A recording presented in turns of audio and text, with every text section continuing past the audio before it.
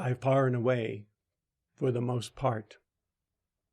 The Christian world today considers that the natural world, as it has been known historically, and that natural world as it is today, is for the most part as God created it. The creatures, the animal creation within it, natural catastrophes, all of these are considered to be some inscrutable mystery that is involved in the work of creation. When it comes to themselves, for the most part, Christians do not have a sense of attentiveness to the trail of their own thoughts that are generated from one moment to the next, or the flash of emotions as they go through the outer consciousness. Only where there may be some scriptural correlation between a feeling or a word or act that has been denominated to be sinful, would they be aware of those things. And in an attempt to comply with those prohibitions, strive to arrest the impulse when it rises up within them. Beyond that, there really is not any sense of a distinct vehicle of consciousness that is the expression of emotion, a distinct vehicle that is the expression of mind or memory, just as much as there is a physical body. What is missing in all of this are two things. One, a sense of identity in their hearts, separate and apart from the sum total of thoughts and feelings or the impulses of the physical self, that would be in a position to take charge over those vehicles of personal selfhood as they are expressing out here in this world of form. Also missing is any sense that in this world, at the present cultural and environmental and social situation that they live in and move in, that it is possible or desirable that they can, even here and now, step into a life, a true way of life that is already living as God lives, already able to reunite the so-called heaven worlds, the kingdom of God, and their own outer consciousness.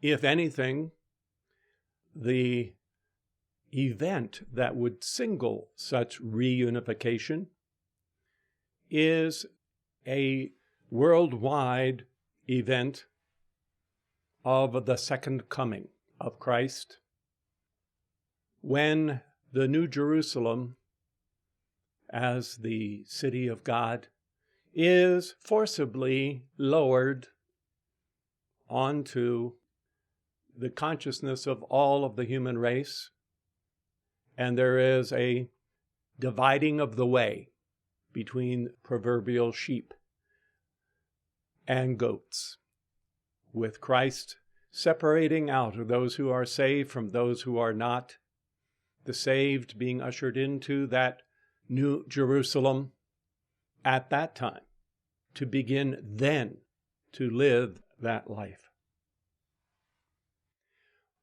The ascended masters teach a different path. First and foremost, they teach a path of striving for self-mastery over the vehicles of thought, feeling, word, deed, attention, and memory. Mastery that is a joint effort of the divine spark of the God presence that has animated those vehicles, integrated them, and sustained life within them through each successive incarnation. It is a joint effort between that divine spark and each one's own I am presence, with the help of the God-free brothers and sisters ascended, the ascended masters. This concept of self-mastery is a new dimension and advancement, a transcendent perspective on life. The very prospect that the vehicles of selfhood are amenable to change and are ultimately intended to come under the dominion of the heart flame and the God presence. This is entirely foreign to most who might pass from the beginning of their life to the end of their life without ever once stepping back and, as it were, monitoring the moment-by-moment stream of consciousness which is flowing through their worlds. Nor is there any sense, really and truly, of there being a standard of acceptability to the presence of God. Call it perfection, if you will. Call it divine harmony, if you will. Call it wholesomeness and purity, if you will. There is no sense whatsoever that some things in this world are intrinsically harmful to consciousness and life, and others contribute to health and wholeness and to a spirit of sanctity. I think perhaps one of the most dramatic of all such examples is how so-called modern music, rock and roll, has insinuated its way into religious worship services, how it has insinuated itself into a whole industry that goes proudly by the name of Christian rock, where if the name of Jesus is invoked, if Bible verses are put into the lyrics of the songs, if there is some presumed effort at evangelizing somewhere throughout the performance, that those words alone make it not only okay, but actually a good thing for the kingdom of God upon earth. There is no standard against which such behavior, such music, such rhythms can be evaluated. And this is demonstrable because you do not see any groundswell of correction rising within either the Protestant or even the Catholic denominations around the world to say to those who say that they wish to serve their Lord Jesus that he is not being served by the jagged rhythms, by the lowering of the lowest common denominator of music. This has resulted in many churches adopting a more amoral view of how to fill their congregations. And many megachurches and modern denominations have capitulated to the mass culture, giving the people what they presumably desire, to where there is hardly any difference, really, between what might be seen on talent shows on network television and what might be experienced in the worship service on Sunday morning. How does such a thing come to pass? It's not because there are necessarily nefarious or insidious motives. It comes to pass because there is not a theological structure present, a metaphysical backbone of the principles or the truths of cosmic law to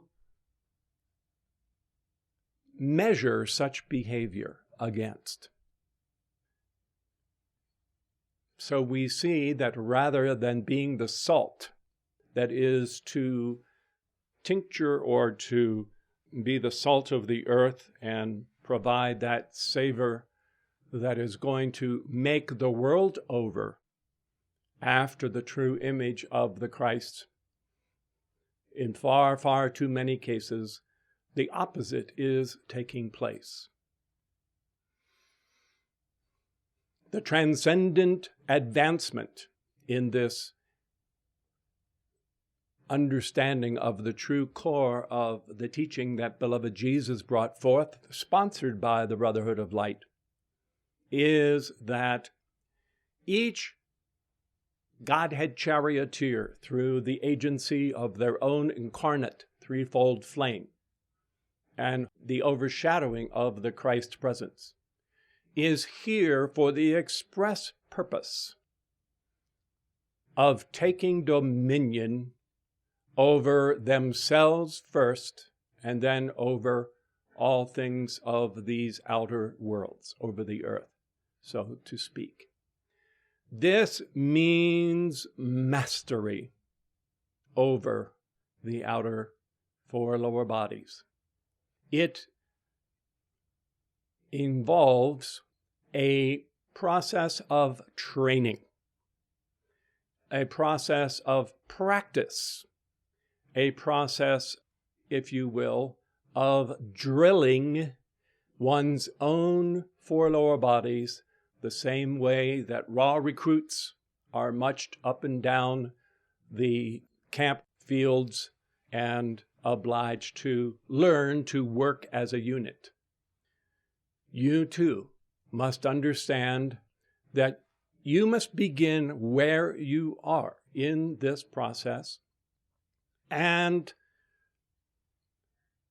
in conjunction with your own beloved Mighty I Am presence and under the supervision of your Ascended Master sponsors, begin the process of taking dominion over those vehicles. Where there is not the undergirding of the truths and principles that are the laws that govern life inexorably, that are absolutely impersonal, whether man be ignorant of them or defy them deliberately, whether they are transgressed out of weakness or out of rebelliousness, none of this really affects the impersonal outcome of cosmic law. So the action of the crystal cord, furnishing a stream of life that vitalizes and animates and integrates each of these vehicles of consciousness in turn, coming under the God dominion of the heart flame. This is entirely foreign to most of the world, and yet it is an absolutely indispensable stage of one's true freedom, and if you wish to call it that, one's true salvation. One of the patterns that inevitably comes up in the petitions that are sent in for healing and in the questions that are addressed to Master El Morya and to ourselves from time to time, there is a consistent theme, not the only one by any means, but it is a consistent thread of a sense on the part of those who might be starting out new on the path, or those who have been on the path for quite a few years, and much to their chagrin, are finding that there are momentums of misqualification within their worlds that seem to have such a stubborn recalcitrance that they seem to be very resistant to the action of the light. And with no other recourse available to them, sometimes the students have the idea that, well, perhaps if I ask for intercession from one of the Ascended Masters, they will do this work for me, and I can be rid of this situation once and for all.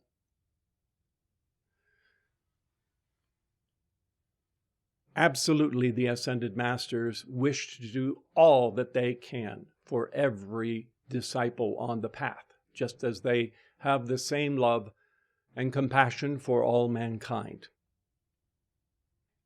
However, in the final analysis, once you understand who you are and that as the Godhead Charioteer you are here to gain mastery, you will understand why there is a tempering of just how many miracles are performed as the pure grace or mercy of the law on your behalf. Because although the symptoms may well be alleviated, may even be transmuted, removing the symptom or even the cause and core of a condition performed by an Ascended Master adds to the Ascended Master's causal body, but it does not advance the cause of any student's own attainment, one iota. And so the Ascended Masters have to be supremely wise and walk a razor's edge middle way of helping wherever possible. And as they do, take their direction and authority from the light that they receive of the Christ presence, of the mighty I am presence of the disciple, but also at other times, as parents are obliged to do, to cut the apron strings, if you will, at a certain point, and allow the fledgling to spread their wings and soar into the upper atmosphere of their own striving. Nevertheless, there is great, great encouragement that can be rendered and shared with the students of the light and proclaimed far and wide as the divine ideal of an advancement in the understanding of the purpose of life here below and the interaction with oneself and one's environment within the Christian world as well. There are a number of factors that enter into this recalcitrance. We'll just identify a few of them to begin with. First of all, everyone must remember that by the grace of God, you are not compelled to hold in outer consciousness the whole scope of your past incarnations and have to have your mistakes and your rebellions constantly thrown up in your face, where you would be tempted to revolve them. So you never really know how much of an accumulation of negative momentum there is compacted within a certain trait, a certain frailty, a certain thing that seems to be persecuting or hurting within your world. You never quite know how much of that there is. Secondarily, you will want to evaluate for yourself just how much you have actually come to terms with your role of taking charge of your bodies and actually addressing those bodies point blank, and not with human struggle, not by human force or any gritting of the teeth or tearing of the hair, but nevertheless with a very firm authority in the name of the Christ presence, in the name of the 3x3, in the name of the great God flame, in the name of the mighty I am presence, with the assistance of the ascended masters, from your heart flame, seated in that throne of authority, speaking to those vehicles that are your own four lower bodies, and commanding them to cease and desist whatever negativity is itself persecuting your consciousness. You are to be in charge of all of those vehicles. They are to obey you. And if you have had dozens of lifetimes where these vehicles have been like domesticated cats that have gone back to the wild and become feral, or if they are like what had been very well-trained horses that have been allowed to have many generations where they have roamed wild, the first time that you try to put a bridle on that wild Mustang, you can rest assured that there is going to be a lot of bucking and kicking and biting and snorting and chafing at the saddle and the bit, because your own world has has been in charge. And that is true emotionally, it is true mentally. Nowhere is it more insidiously the case than with that pseudo-identity of the soul, the so-called not self, that is the aggregate records of all of your incarnations, not suitable to rise into the causal body. There you have this bugaboo that has its own visceral sense of self-preservation. And as much as it is in a den that is domiciled in the higher part of the mental world, not in the white fire core, but in the higher subplanes, that ego is going to have an elemental pseudo sense of self-preservation, as well as a certain psychic sensitivity to the oncoming of the Christ light. And without attempting to instill the slightest bit of superstition or fear, you should understand that that self is going to pull whatever mischief it can to try to preserve its own separate sense of identity by making you uncomfortable, moving you away from the white fire core, having you give up or think that the path is too hard or too painful. And that too must be mastered.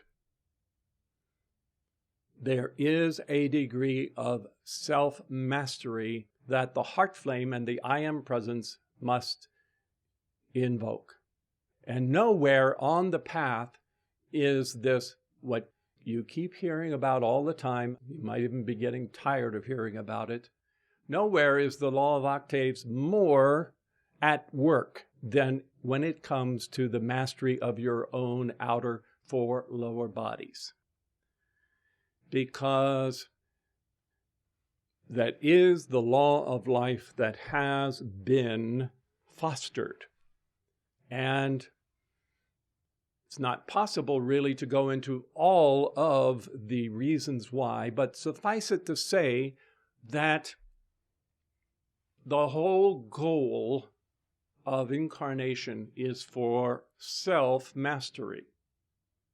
Your own mighty I am presence has to win its own victory. You can't have a situation, ultimately, where you're going to be an ascended master if your mighty I am presence through your own heart flame has not attained to that mastery. In some places around the world, there are rituals or events of coming of age for especially young men. Symbolically, let's say that coming of age means that you have to go out on your own with a bow and arrow or a spear and slay your first lion out in the bush on your own. If an uncle were to follow you out there and say, look, I know you're weak, I know you're scared, I know you've never done this before, so just sit here and I'll go kill your lion for you and bring it back, and then I'll disappear again and you can drag it back into camp. And everyone will slap you on the back and congratulate you. And you will be graduated into your adulthood with the other peers in the community. Whether we realize it or not, this idea that I've got to have help outside of me, ultimately, is tantamount to that. And when you are an ascended being, the good that you have achieved is as plain as the light in your eyes when you are ascended. The record shines forth. And your presence would never allow a situation where when you were reunited prematurely in that way, and some ascended master, let's say for the sake of argument it was Jesus, patted you on the head and say, I know you're scared, I know you're weak, I know all of these problems. Just sit here and I'll kill your lion for you, and we'll get you ascended, and you'll go on. You walk into a group of ascended masters. They all have the record of their attainment shining forth, and you're there with the record of someone else having done it for you. Such a thing will never happen, but if it were, you would go screaming from the room, and you would go to the Lords of Karma and say, I've got to go back and do this for myself. Well, here you are. And this is the time and the place where you get to do it for yourself. By the action of your own heart flame, invoking the light, standing, facing, and conquering, taking dominion, giving the command. Wonderfully, the more that you do give those calls and find that when necessity crowds in upon you, you turn that necessity around and make it the impetus for even more fervent calls to your presence. When that happens, the law will be fulfilled, the law of octaves and your own attainment, and you may rest assured that every possible assistance by every part of the brotherhood will fly to your side instantaneously. And it will not detract from the laurel wreath of victory which your ascended presence will wear. So there are certain things which you must do for yourself in that regard. The good news is that you are being equipped with all of the tools that you need to accomplish that very thing. And God willing, you will breathe a sigh of relief and have the understanding that, lo and behold, you do have within you the necessary resources of light to accomplish on your own. And of course, always with the sense that the outer self is not the doer, but that the God presence is the doer. I have selected for you just a few bits of instruction from various ones of the Ascended Masters, in particular Saint Germain, and especially the beloved Manu, the great divine director. It should come as a great comfort to all of you to remember that the great divine director, together with the goddess of purity, lived in an era such as you and we are living in today, where they had to rub elbows with their auras, with conflicting momentums in the outer world. They lived at a time when the whole of the civilization was slipping away from the high ideals of a golden age. This was many hundreds of thousands of years ago. And actually, the great divine director has stated that at the time, what he possessed as an unascended disciple was the resolute determination that he was not going to go the way of the world. He was not going to be pulled into those overlays of misqualification that everyone else was just running towards as fast as they could. And he made the observation that many of the students of the Ascended Masters were basically at the same state of attainment at the time that he was. No more, no less. The only difference really was that he crystallized a resolute God determination that he was going to hold fast to the purity and the connection and the law of the mighty I Am presence as the law of his own being, and stay with that no matter how strong there might be the allurement or the drag and pull of the consciousness of others at the time. So today he is the great Manu and cosmic being that he is, because he stayed the course during that cycle. This equips him quite well to speak on the very subject of this attaining of God dominion. So I'd like to share with you the spirit with which he approaches this very process. Try to understand. Everything which irritates or disturbs you is but the human creation which wants to longer hold its dominion within and around you. Whenever that rises up, it should be your signal to call again to your mighty I Am presence to take dominion, to take command of you and your world. Have the realization that there is no power that can harm you, including even your own human karma or creation. There is no power which has any power to harm you of even your own creations when you hold fast to the acknowledgement of your presence. Neither your own creation nor anyone else's has power to limit or harm you. Now, he actually repeated himself 3 times, one right after the other. Do not therefore yield to those things through superstition, through acceptance of them, or by suggestion. The whole world is bristling with suggestion. Be firm. Do not accept suggestions from anyone outside of you. Draw the tube of light around you, and you will have an invincible protection. Understand and hold the attitude that there is no power that really can act within your world except your presence when once you come to know about that presence. Therefore, become serene, issue your decrees, and then go on about your work.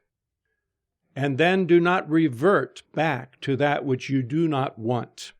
If you do revert, then you will compel that very thing you do not want to be drawn more strongly back into your world. It is especially this attitude of not giving power to those appearances that you want to glean from the dynamic relationship of the great divine director. Be firm and calm in your every call to your presence. Command harmony in your feelings. It is not difficult. It's only because there has not yet been quite sufficient determination within you to take that command and hold that control over all of your human self. Such control requires absolute firmness and unyielding determination. For example, if you get a little angry, then you can be very determined about a thing, and you get what you want, because you release in that anger lots of energy. Isn't this much more important? Your God freedom. You do not have to release the full power of energy which you release in a flash of anger. All energy which is released in your achievement should instead be a steady, constant outpouring without interruption. Intermittent activity causes you to lose what you've gained. But when you hold with a steadfast determination in your calls and in your command to your human self, take that firm command over your human self and compel that self to be obedient. Then you are holding the necessary balance of power in your call to your presence, which will release into the physical octave that which is required. Here again, he goes back to a very important theme, something that I'm sure you've heard, but it bears reminding. To every expression of limitation or pain, limitation of finances, of any kind whatsoever, say to all such appearances, in or outside of yourself, you have no power. I know my God presence, my mighty I am presence, therefore I know there cannot act anywhere in my world any limiting thing whatsoever. If there be pain or suffering, say to that, be silent. Beloved mighty I am presence, sweep out cause effect of this. Feel it, and you will be commanders of your bodies in no times, and you will have our assistance. You have been taught to say to the forces of opposition and to your own human creation, which is limiting you, you have no power. Send that decree forth with greater and greater earnestness and intensity. Say it with a great calm mastery and with the full power of your own presence to all human creation. You have no power. Be thou dissolved by the power of the light. In another place, the Master says, you address it in this way, especially if there's any residual sense of guilt, self-condemnation. Sometimes there's a subtle sense that maybe I did something wrong and I deserve this punishment, this suffering. Whenever that comes up, you need to say, so what if I created you? If you were created, you can be uncreated. And you call forth the light of your mighty I am presence to pour into those conditions and absolutely call for them to be entirely transmuted. He goes on to say, do not miss one single day, saying to all of your own human creation, in the name of the beloved mighty I am presence and the power of the ascended masters, I say to all human creation, you have no power. Mighty I am presence, great cosmic light, project thy mighty light rays in and through the earth. Establish thy currents throughout the atmosphere. Cause all destructive qualities and activities to cease to exist. When you have made that call, we, the ascended masters, and your presence will do the rest. Those calls, when you send them forth, make everything possible and allow us to do for you that which you need to have done for your protection. If we have the time, we'll touch upon a few of those calls in our decree book, but they are there. I do recall one of the times when we were editing our decree book several years ago, there's a place in the calls where it says, beloved mighty I am presence, beloved great divine director, I need your assistance now, I need your courage and strength. And it goes on from there. And someone came up and said we should take the great divine director out of that call because we really should be relying exclusively upon our own mighty I am presence. And that was a foolish and unfortunate interpretation of what is being said. You call first to your presence, you use the power of the light, but you also should not be in a state of false pride where you are somehow feeling like you are above needing any help from the ascended masters or from the archangels. That is not the balance. That is not the middle way. The idea is that once you invoke the light, that will go forth. A few points about this part of the process.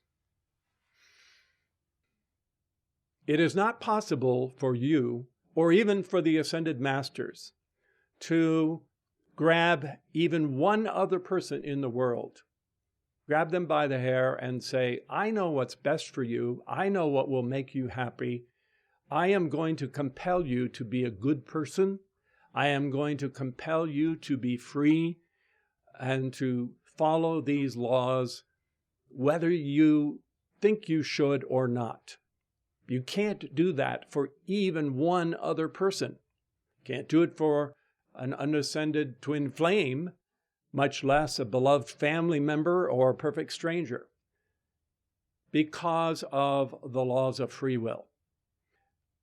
The reverse of that is the same is true for your life stream as it relates to the whole rest of the world put together. In the knowledge of your mighty I Am presence, in the knowledge of your mighty I Am presence as the truth of your selfhood,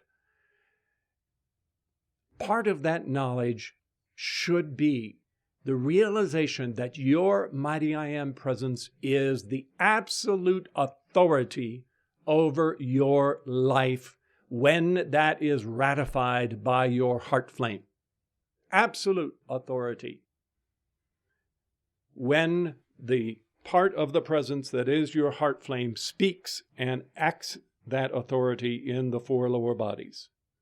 And so all the world put together cannot override the authority of your presence.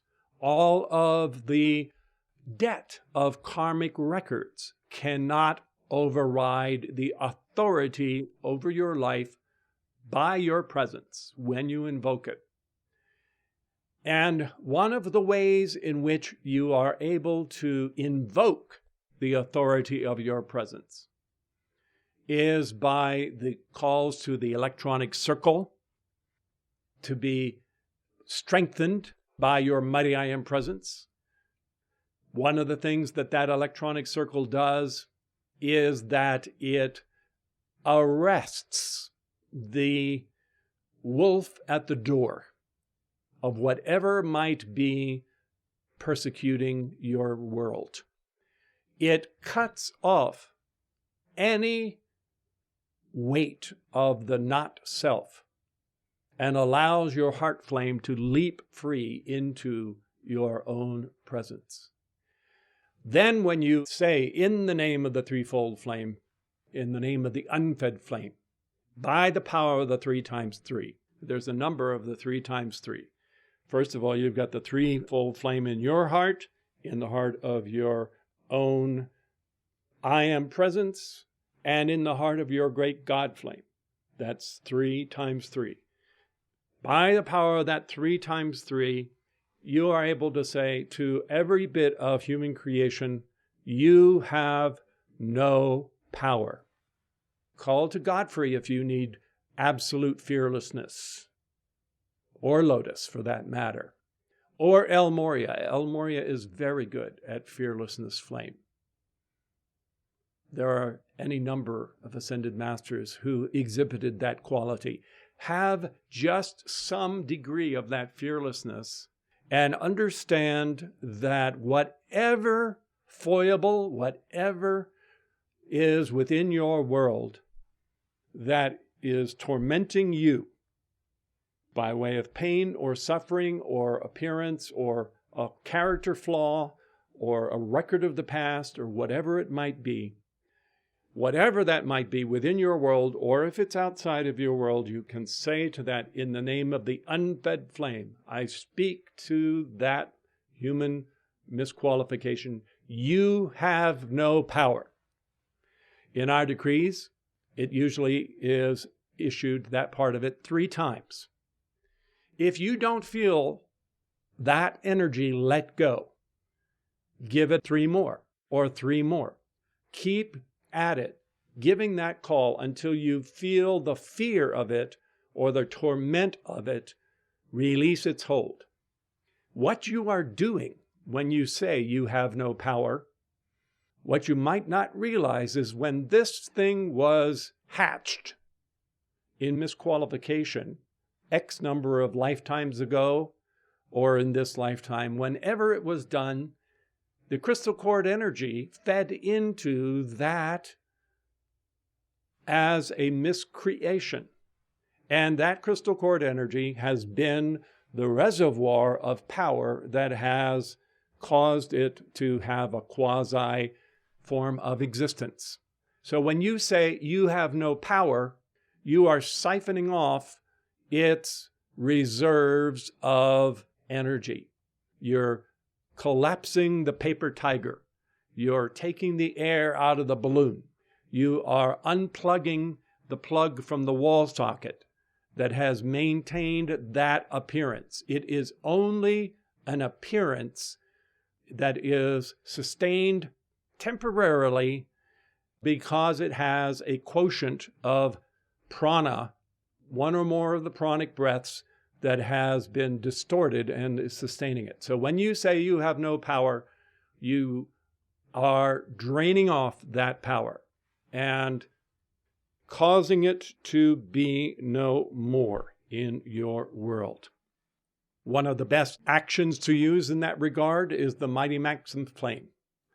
If you recall how that flame was described by Philos as it stood there 21 feet tall, it is the absolute omega in-breath, the most powerful action of the love of God. And all lesser forces and currents, they are all drawn into that flame. And so you can send that mighty Maxim flame, which is even more powerful even than the violet flame, into that situation and see whatever the appearance is just vacuumed into the Maxim light, and it will be no more. If you need to repeat that process, train yourself to catch yourself every time your feelings drag you back to it, or every time your mind is tempted to revolve it, every time you're tempted to engage in worry. You have no power. Call a mighty victory to turn it upside down and bring an ascended master miracle of his victory out of it. And absolutely do not permit that condition to hold your attention. Don't be the proverbial deer in the headlight. That is the hypnotic fixation and the sense of human struggle. We're not going to have the time, but there's a lot that has been written about if you engage in a human sense of struggle with these things, then you're playing by the rules of human creation, and you've lost as soon as you engage in struggle. You don't engage in struggle. You stay seated on the lotus throne of your threefold flame, and you issue the command, and you let the light of your I Am presence and the light of the ascended masters contend with that condition. You stay at home in the calm serenity of your own beloved mighty I Am presence. And that's dealing with the misqualification. The other thing is you are really speaking to the elemental essence of emotion, the elemental essence of mind, and so forth, and even the etheric elementals of the earth breath in the physical body. And all of these need to be commanded. They need to have the conscious cosmic Christ command issued to them. And believe it or not, if you will understand that it is a process of practice makes perfect, a process of training, of drilling these vehicles in time, although it might be almost like an insurmountable task that you just can't imagine that you'd ever achieve it.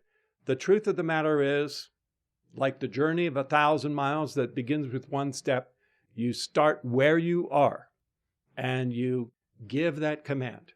And you will find over time that your bodies will cease to torment your world.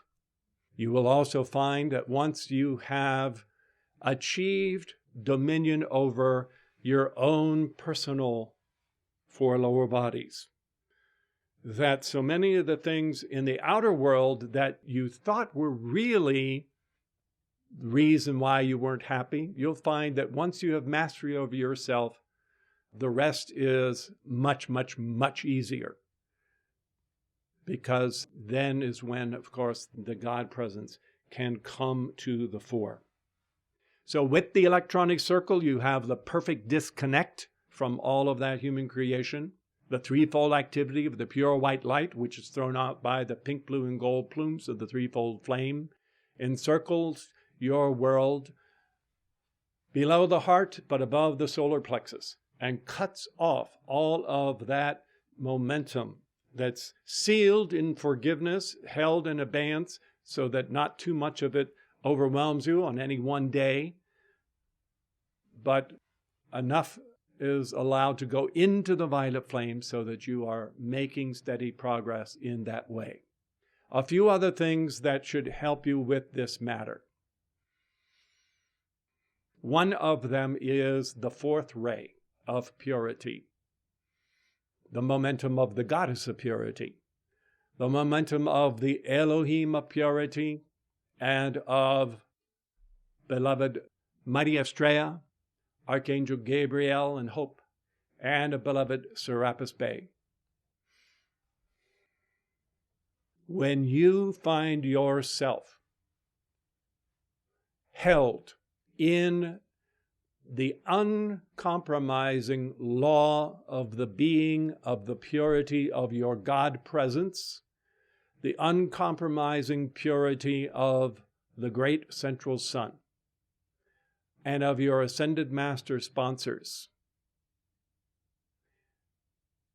you will find that that purity regiments order, necessitates order, in accordance with the law of the one.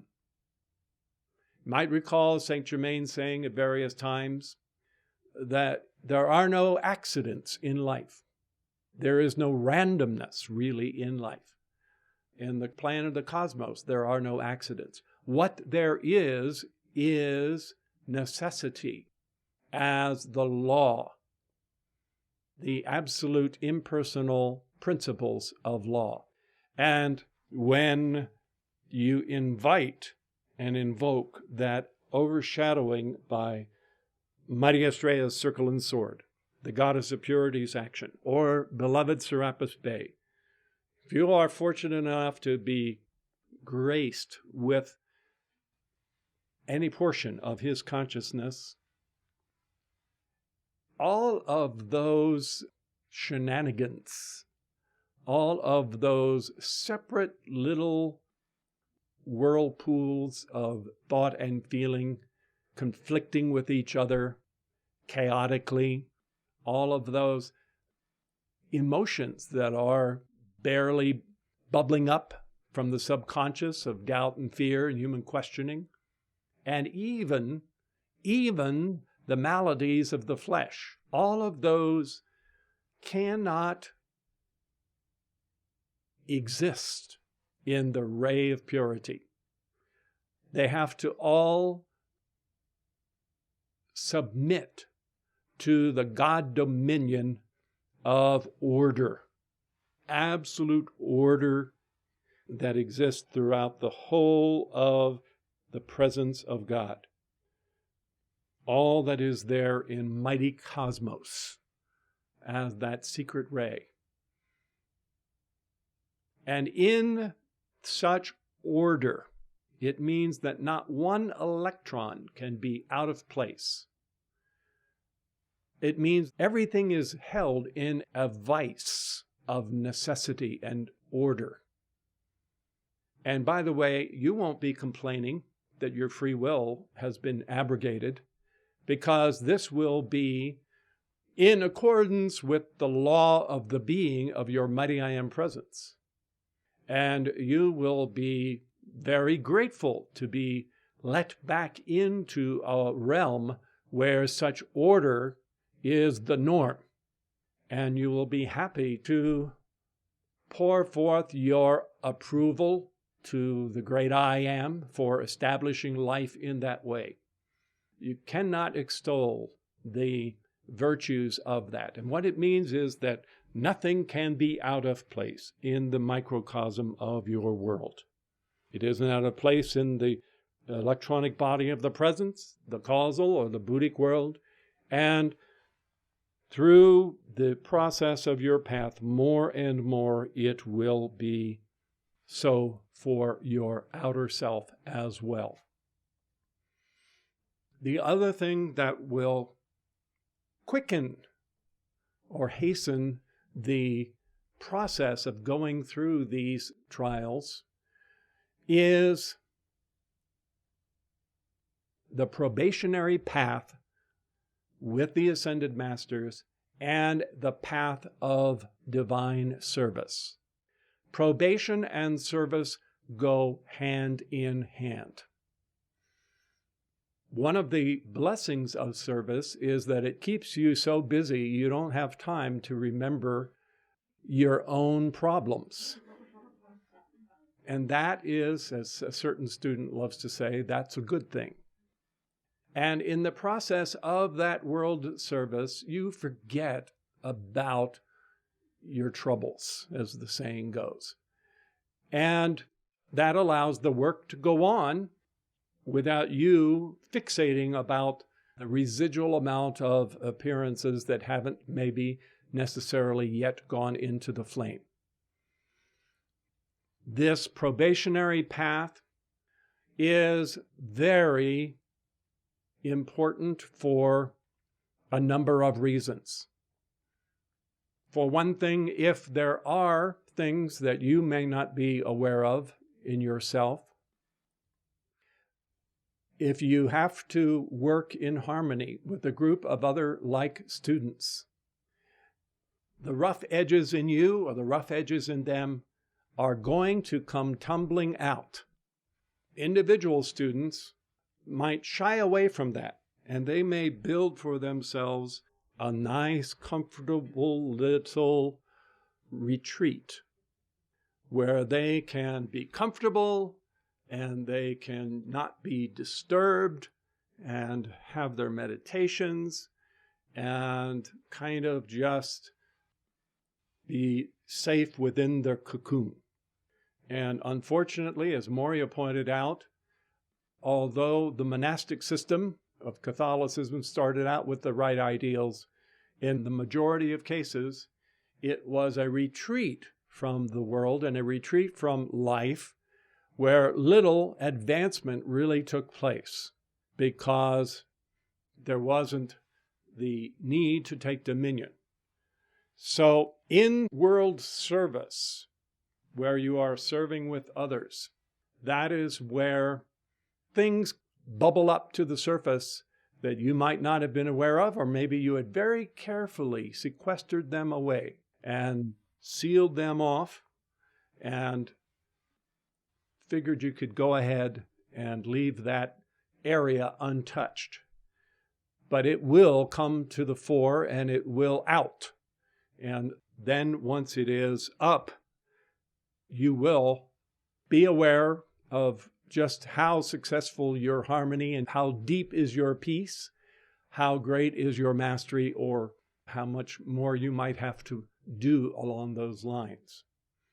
As a part of entering into world service and this probationary path, it changes the equation of your path in the sense that when you offer to assist the Ascended Masters in their chosen field, whether it's Saint Germain or Master El Morya, the Mahachohan, whomever it might be, that accelerates your attainment.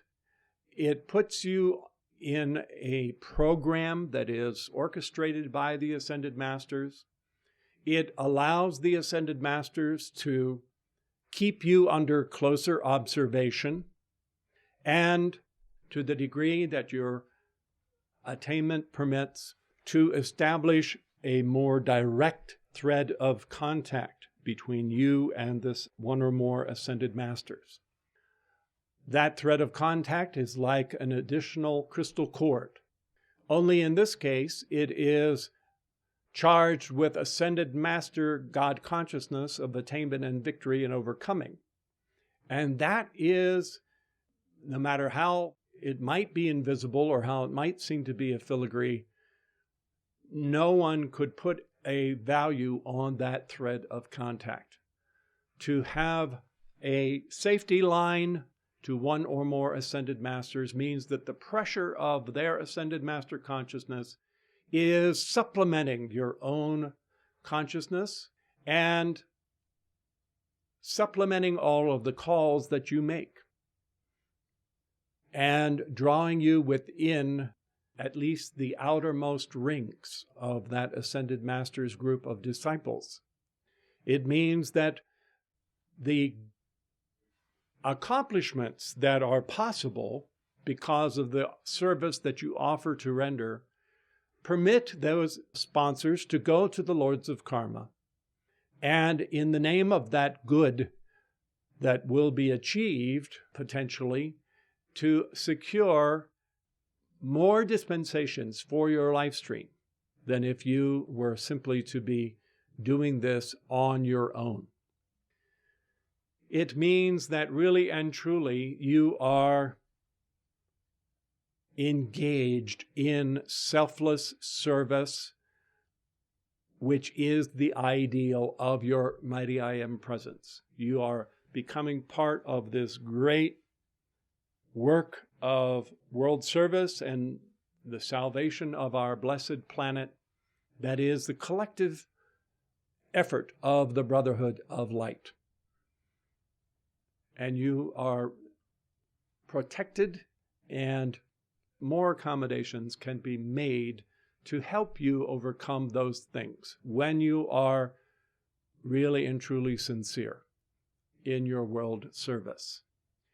One thing you may be sure of is that the things that want to hide away will chemically be brought to light, because even your own Christ presence, if your Christ presence approaches closer to you, or if the Ascended Master approaches closer to you, those things that have sought to hide away, that maybe even you have sought to stuff and repress, those things will be drawn out. They will, as the saying goes, come up for transmutation. And so it might be a little messy for a little while as you do the cleanup work over those human foibles, but that will be advancement, and it will be an overcoming. I cannot say enough in favor of that fourth ray of absolute God purity, of being able to have that hold steady, holding the emotional and the mental body steady, still passing light through them. This is not a case of where, in a frenzied panic, you bite your lip and clench your fist and just exercise human willpower. That doesn't work. You can't treat your four lower bodies like an ox or a horse that you would stun and thereby feel like you have garnered God control. That doesn't work either. This is holding it in the white fire orderliness and structure of the law of the being of the presence, and letting the I Am presence ray forth the light in answer to your calls, guided by your Christ presence. And eventually the time will come when you will feel that all is being ordered by the presence. And instead of the fourth secret ray of necessity being a sword of Damocles where karma is necessarily returning for redemption, it is the other side of necessity, where when necessity has been mastered, it becomes this harmonious pressure of purity's ray that presses and presses and presses and presses and presses with a constancy and a changelessness of the nature of the law of the being of your presence, and radiates forth out through not only your own personal world, but translates into every other person, place, condition, or thing that likewise is in your life. When you see that vision, that is when it becomes possible to truly engage in the ascended master way of life. That is one of the ambitious, or rather audacious, objectives or mission points of the Great Commission for the Temple of the Presence and for the mystic rows of the ecclesia of active torchbearers, is that we are not engaged in a manana consciousness to where we're waiting for Jesus to come again in the second coming. We're waiting for Armageddon. We're waiting for the New Jerusalem. We're waiting for manana, manana, manana. Instead, it is the idea that we are embracing the golden precepts of this ascended master way of life. And we embrace as the standard for ourselves, emulating in all ways, in all possible ways, conducting ourselves and living jointly as we would if any one of the ascended masters took up physical residence in our home or here at Moria House, or we as a group were all of a sudden to find ourselves in one of the larger physical retreats. In those retreats, we would live according to the principles of the ascended masters. That might seem like a tall order, but unless we do that, unless we start with that, as Moria loves to say, make a start, and consider that it is possible, we will not only be postponing that golden age for the earth, but we will be pushing back the horizon as to the time frame when our own ascension in the light can occur. So, daunting as it might seem to be, there really is no middle way. That is one of the criticisms about this activity that is accurate. There is no middle way. We aren't lukewarm about this path, and it really isn't very possible to straddle having just a normal, everyday life in the world and come to services on special holidays, come to services on Sundays, and otherwise just be let alone to live a normal life the way the world does. This is a great updraft and a great whirlwind updraft that is intended to catch up all of who and what we are, and to take the ascended masters at their word. They've said this categorically and unequivocally, that this was within our capacity. Especially beloved Saint Germain has made many categorical statements that, taken at absolute face value and literally, are hard to accept that he wasn't just exaggerating. But they are to be taken literally. And we are to embrace the ascended master way of life in every aspect of who and what we are. Doing that is actually accelerating the ascension, because it means that more and more of what is in the I Am Presence is being brought down and remaking our life here below, which is necessary before we can take our flight in the victory of the ascension. Before that can happen, the light must come down, and it must completely regenerate the four lower bodies and raise them up. A lot of people find themselves leaving behind their physical body, their emotional body, their mind, going into the higher octaves. They may very well have experiences there, with the angels and with the various ascended ones, if that's possible for them, and certainly with the spiritual ascended ones that lead their chosen religion, such as Jesus or Gautama for the Buddhists and so forth. They can have those experiences, but they've left a big weight behind in the earth. And it means that sooner or later, they are going to have to come back and clean that up and gain dominion over the bodies. That work, if it is left undone, is sure to obligate more lifetimes.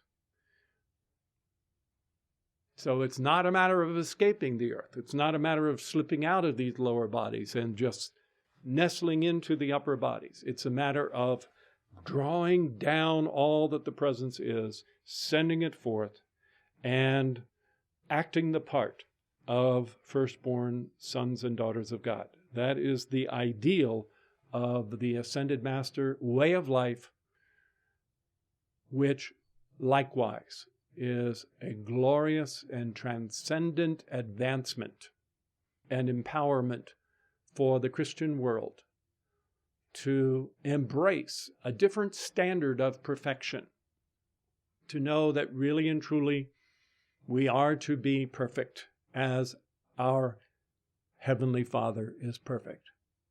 Thank you.